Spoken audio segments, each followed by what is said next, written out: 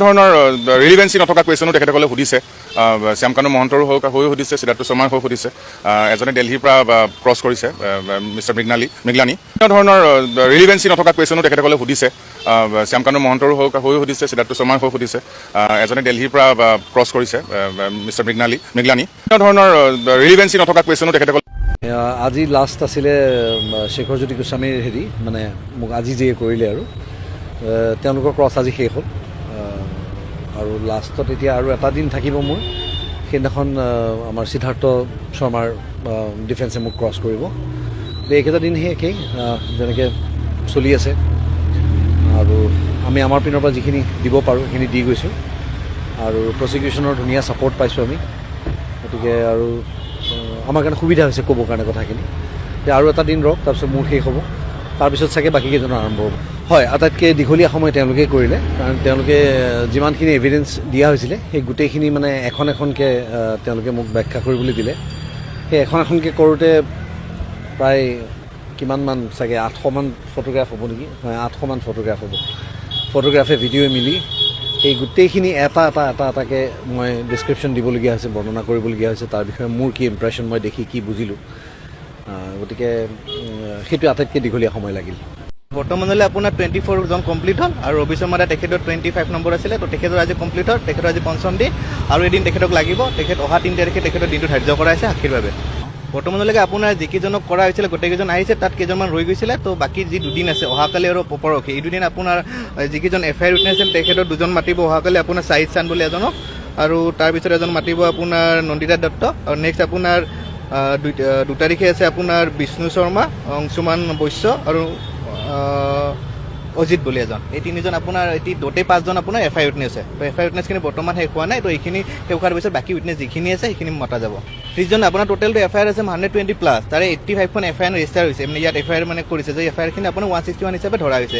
তো তাৰে ভিতৰত যিখিনি ৰিলিভেণ্ট, যিখিনি প্ৰজিকিউশ্যনে ভাবে যে এইখিনি লাগিব, তো সেইখিনি আপোনাৰ ইয়াত ক'তৰ মতা হৈছে। আৰু অহা দুদিনত আপোনাৰ 2 আৰু 1 আৰু 2 তাৰিখে আপোনাৰ 5জন মতা হ'ব। বাকী তাৰপিছত 3 তাৰিখৰ পিছত কাক মতা হ'ব, কি হ'ব, এইটো ফাৰ্ডাৰ নেক্সট ডে বা অহাকালি বা পৰহি ডিচাইড কৰা হ'ব।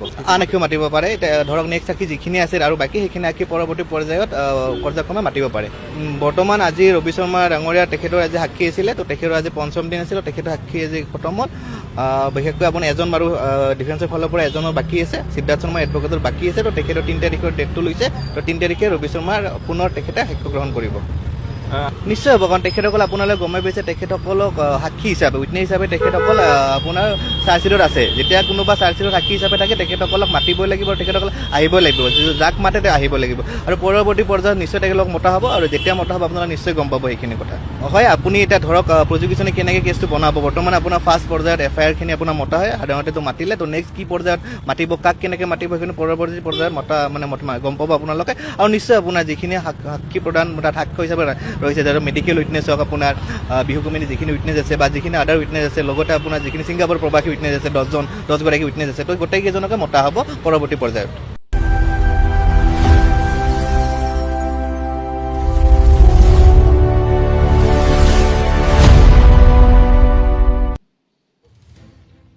গান শুনি ডাঙৰ হোৱা কোনোবা অধিবক্তায়ো যে অভিযুক্তৰ সপক্ষে যুক্তি প্ৰদৰ্শন কৰিব, সেয়া চাগে পাৰ্থয়ো আশা কৰা নাছিল। শুনকচোন পাৰ্থৰ মন্তব্য। অসমত জন্ম হোৱা যিকেইজন আজি দেখিলোঁ য়ং উকিল, তেওঁলোকে জন্মৰ পৰা বোলে জুবিনৰ গান শুনিয়ে ডাঙৰ হৈছে। ইমান প্ৰেছাৰাইজ কৰিছে উইটনেছকেইজনক, মই বস্তুটো এনেকুৱা লাগিছে যেন এওঁলোকে কিবা হত্যা কৰিছে নেকি। মানে এওঁলোকক বস্তুটো ইমান ক্ৰছ কৰিছে নেকি, যিটো আমি হিন্দী চিনেমাত চিনেমাতহে দেখোঁ। এইটো চিনেমা নহয় নে এখন জুবিন গাৰ্গৰ হত্যাৰ কথাই চলি আছে তেওঁলোকে উইটনেছ দিব আহিছে যিটো বস্তু তেওঁলোকে ভাবিছে মনেদি ভাবিছে আৰু আমি কিখিনি কথা কৈ আছে তেওঁলোকে যিখিনি এভিডেঞ্চ সেইটো ভিডিঅ' এভিডেঞ্চ দেখি পেলাই কথা কৈছে না প্ৰতিটো বস্তু তেওঁলোকে বনাই কথা কৈছে নেকি no' one is making a story কিন্তু দুখ লগা কথা হ'ল কি আমাৰ এই অসমত থাকি অসমীয়া উকিলকেইজনে জুবিন গাৰ্গৰ হত্যাকাৰীক বচাবলৈ ইমান যে চেষ্টা কৰি আছে আৰু আমাৰ উইটনেছকেইজনক ইমান ক্ৰছ কৰি ইমান হেঁচি কথাখিনি সুধি আছে চ' ডেটটো মানে মোৰ কাৰণে এটা ছাৰপ্ৰাইজিং কথা বৰ দুখ লগা কথা আৰু ছেকেণ্ড কথা হ'ল কি আজি তেওঁলোকে কি যেতিয়া ওলাই আহিছে নিজে মনেদি আহিছেতো নে এওঁলোককতো এচাইডে ধৰি বান্ধি অনা নাই ন কোনোজন আমাৰ উইটনেছখিনিতো কাকো ধৰি বান্ধি অনা নাই তেওঁলোকে মনেদি আহিছে কিয় কাৰণে চব এভৰিবডি মনত এটা ছাছপেক্ট ডেফিনেটলি সোমাইছে আৰু ছাছপেক্ট মানে কি এভিডেঞ্চখিনি ইমান ষ্ট্ৰং চবেই দেখা পাইছে কাৰণ অ'পেন চিনেমাখন যে এইটো এটা ষড়যন্ত্ৰ যে হৈছে 100% ষড়যন্ত্ৰ চ' সেইটো বস্তুকে তহঁতে ইমানকৈ চেপি কিন্তু মই এটা কথা কওঁ দেই কিমান চেপিবি 390+ উইটনেছ আছেতো কেইজনক চেপি পেলাই কেইজনৰ মুখৰ পৰা চব তাৰ মাজত 2-3জন মানুহখিনিতো আৰু আমিতো উইটনেছ দিটো আমাৰ হেবিট নাই ন যে প্ৰেক্টিছ কৰি আহিছোঁ উইটনেছ স্কুলত পঢ়ি আহিছোঁ চব তেওঁলোকে ভুল কেতিয়াবা ইমান ষ্ট্ৰংলি সুধি দিলে মানুহৰ মুখৰ পৰা 2-3টা ভুল প্ৰশ্ন উত্তৰ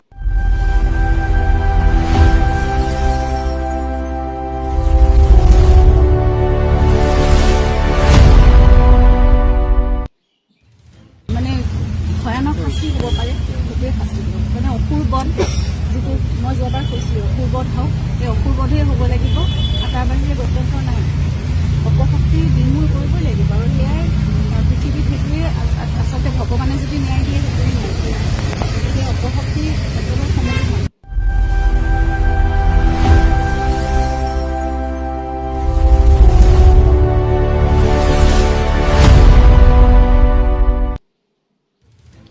আদালত নোহোৱা নহয় আপুনি যেনেকৈ যি নকওক কিয় চৰকাৰী অধিবক্তাৰ সেই দলটো ইয়াৰ লগতে যিসকলে সাক্ষ্য প্ৰদান কৰিবলৈ এজাহাৰকাৰী সাক্ষ্য প্ৰদান কৰিবলৈ আহিছে এওঁলোকে এই প্ৰকৃতাৰ্থত ৰিয়েল হিৰো লগাই দিলে তাৰ 2 দিনৰ পিছত জুবিনৰ তাত মোক মাতিছিল কিবা এটা কাৰণে কৈছিল জুবিন মই অকলে বহি আছোঁ গেটখন চুইচ নাছিলতো অকল ফ্ৰম দ্য মোবাইল খুলিব পাৰা জুবিন গাৰ্গৰ ঘৰৰ গেটৰ সন্মুখত ভয়ংকৰ ঘটনা হয় জুবিন গাৰ্গ জীৱিত অৱস্থাতেই জুবিন গাৰ্গৰ ঘৰৰ যিখন গেট সেই গেটখনত এনেকুৱা এক ঘটনা সংঘটিত হৈছিল যি কথা মই ভিডিঅ'টোত আপোনালোকক জনাব বিচাৰিছোঁ আৰু জানিলে আপোনালোক আচৰিত হৈ পৰিব আৰু এই কথাখিনি কৈছে জুবিন গাৰ্গৰ লগত বাদ্যযন্ত্ৰ সংগত কৰা পাৰ্থপ্ৰতিম গোস্বামীয়ে কি কৈছে মই ভিডিঅ'টো আপোনালোকক দেখুৱাম আচলতে সেই গেটখনত জুবিন গাৰ্গৰ ঘৰৰ যিখন গেট সেই গেটখনলৈকে অধিকাৰ নাছিল জুবিন গাৰ্গৰ আসলে কিহৰ কাৰণে সেই গেটখনক লৈ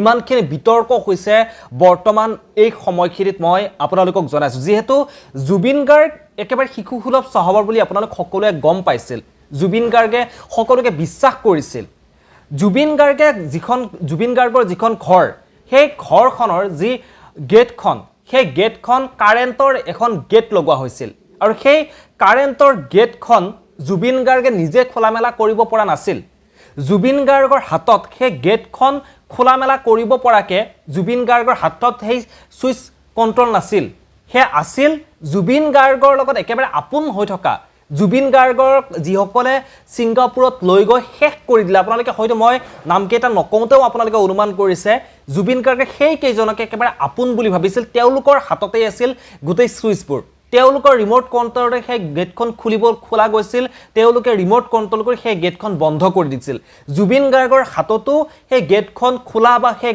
গেটখন বন্ধ কৰাৰ চাবিকাঠি একেবাৰে নাছিল আৰু জুবিন গাৰ্গৰ যিকোনো এজন অনুৰাগী যেতিয়া জুবিন গাৰ্গৰ ওচৰত যায় বা জুবিন গাৰ্গৰ লগত বাদ্যযন্ত্ৰ সংগত কৰা আন কোনোবা যেতিয়া জুবিন গাৰ্গক লগ কৰিব যায় মক্কেলৰ নিচিনাকে বহি থাকিব লগা হৈছিল সেই গেটৰ কাষত এই কথা কিন্তু মই কোৱা কথা নহয় এই কথা জুবিন গাৰ্গৰ প্ৰিয় বন্ধু পাৰ্থপ্ৰতিম মহন্তই কোৱা এই কথাখিনি আসলে এই কথাখিনিকে মই অলপ সময় পিছতে আপোনালোকক দেখুৱাম এইদৰে জুবিন গাৰ্গক তেওঁলোকে আবদ্ধ কৰি ৰাখিছিল জুবিন গাৰ্গৰ হাতত তেওঁ নিজৰ ঘৰখনৰ চাবি কাঠি পৰ্যন্ত নোহোৱা হৈ পৰিছিল আৰু যেতিয়া এই কথাবোৰ পাৰ্থপ্ৰতিম মহন্তই যেতিয়া জুবিন গাৰ্গৰ আগত জনাইছিল যেতিয়া জুবিন গাৰ্গে এই কথাখিনি গম পাইছিল যে জুবিন গাৰ্গৰ অনুৰাগীসকলে আহি জুবিন গাৰ্গক লগ কৰিবৰ কাৰণে বাহিৰত ৰৈ থাকিব লাগে, যিহেতু জুবিন গাৰ্গে কৈছিল তেওঁৰ ঘৰৰ দুৱাৰ প্ৰতিটো সময়তে মুকলি, প্ৰতিটো সময়তে প্ৰতিজন অনুৰাগীয়ে জুবিন গাৰ্গৰ ওচৰত আহিব পাৰে, জুবিন গাৰ্গৰ ওচৰত আহি জুবিন গাৰ্গক লগ কৰিব পাৰে। জুবিন গাৰ্গৰ গেটত ইমান একো বাধ্যবাধকতা নাই যে দুখীয়া মানুহ আহিব নোৱাৰে, ধনী মানুহ আহিব পাৰে, কাৰণ জুবিন গাৰ্গে সকলো মানুহকে সমানে চাইছিল।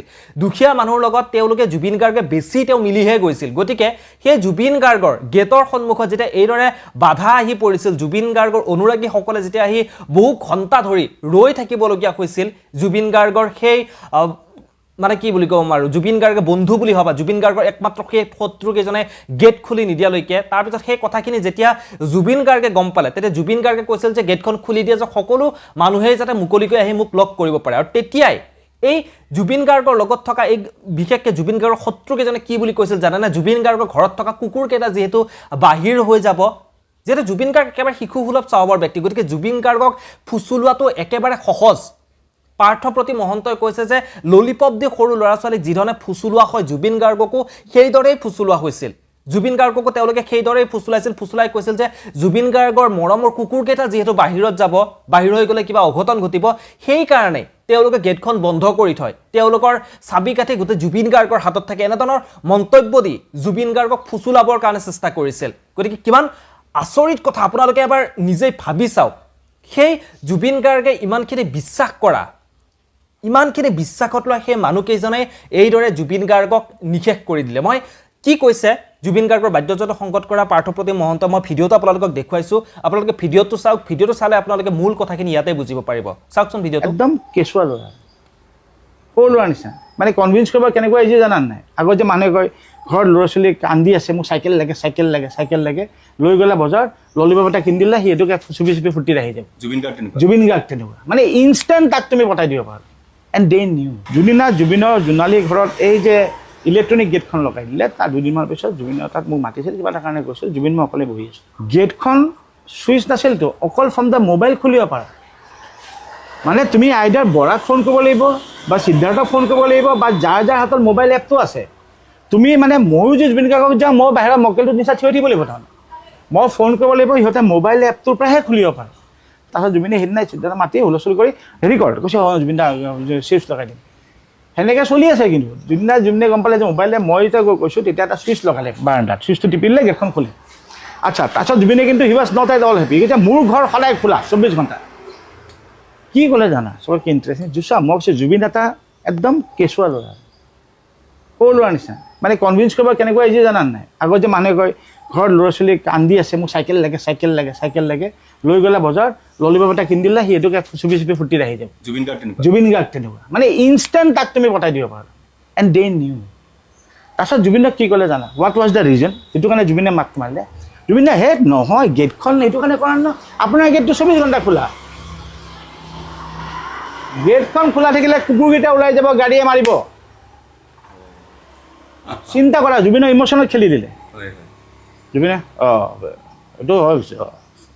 চোৱা, see the cunningness, the cleverness of those people. ঠিকে কৰিলে, ফিনিছ। আপুনি সেইবোৰ দেখিয়ে গম পাইছিলে ইহঁত দুটা এদিন ফচিব?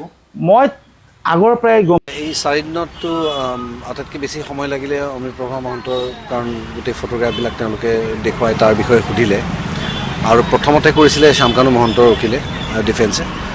আজি অমৃতপ্ৰভা শেষ কৰি সন্দীপন গাৰ্গৰ উকিলে মোৰ জেৰা নকৰিলে আজি, তেওঁলোকৰ একো সুধিবলগীয়া নাই বুলি ক'লে।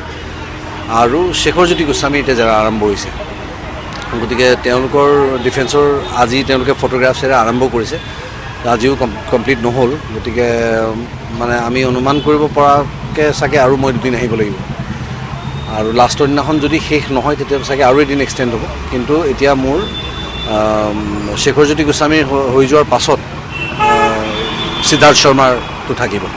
এইটো এটা একদম ইনিচিয়েল ফেজ বুলি মই গম পাইছোঁ আজি, যে তেওঁলোকে ইনিচিয়েল ফেজতেই যিহেতু FIR-খন আমি দিছিলোঁ, গতিকে FIR-খনৰ বুনিয়াদটো মজবুত হয়নে নহয়, বা মজবুত কৰিবলৈ যিখিনি তেওঁলোকক তথ্য লাগে সেইখিনি তেওঁলোকে আমাৰ পৰা আৰম্ভণিতে লৈছে। গতিকে মই অন্তৰৰ পৰা বিচাৰিছোঁ যাতে গোটেইখিনি কটকটীয়া হওক আৰু কোনো সৰু গাঁ ৰৈ নাযাওক। গতিকে মোৰ পিনৰ পৰা তেওঁলোকে যিমানখিনি সুধিছে মই বাছ তেওঁলোকক কৈ গৈছোঁ, আৰু আহিও আছোঁ। 3-4 দিন হ'ল আজি, আৰু চাগে 2 দিন বা 3 দিনৰ ভিতৰত শেষ হৈ যাব লাগিব। এই চাৰিদিনততো আটাইতকৈ বেছি সময় লাগিলে অমৃতপ্ৰভা মহন্তৰ, কাৰণ গোটেই ফটোগ্ৰাফবিলাক তেওঁলোকে দেখুৱাই তাৰ বিষয়ে সুধিলে আৰু প্ৰথমতে কৰিছিলে শ্যামকানু মহন্তৰ উকিলে ডিফেন্সে। আজি অমৃতপ্ৰভা শেষ কৰি সন্দীপন গাৰ্গৰ উকিলে মোৰ জেৰা নকৰিলে আজি, তেওঁলোকৰ একো সুধিবলগীয়া নাই বুলি ক'লে। আৰু শেখৰজ্যোতি গোস্বামী এতিয়া জেৰা আৰম্ভ হৈছে, গতিকে তেওঁলোকৰ ডিফেন্সৰ আজি তেওঁলোকে ফটোগ্ৰাফছেৰে আৰম্ভ কৰিছে, আজিও কমপ্লিট নহ'ল। গতিকে মানে আমি অনুমান কৰিব পৰাকৈ চাগে আৰু মই 2 দিন আহিব লাগিব, আৰু লাষ্টৰ দিনাখন যদি শেষ নহয় তেতিয়া চাগে আৰু এদিন এক্সটেণ্ড হ'ব। কিন্তু এতিয়া মোৰ শেখৰজ্যোতি গোস্বামীৰ হৈ যোৱাৰ পাছত সিদ্ধাৰ্থ শৰ্মাৰটো থাকিব। এইটো এটা একদম ইনিচিয়েল ফেজ বুলি মই গম পাইছোঁ আজি, যে তেওঁলোকে ইনিচিয়েল ফেজতেই যিহেতু FIR এখন আমি দিছিলোঁ, গতিকে FIR খনৰ বুনিয়াদ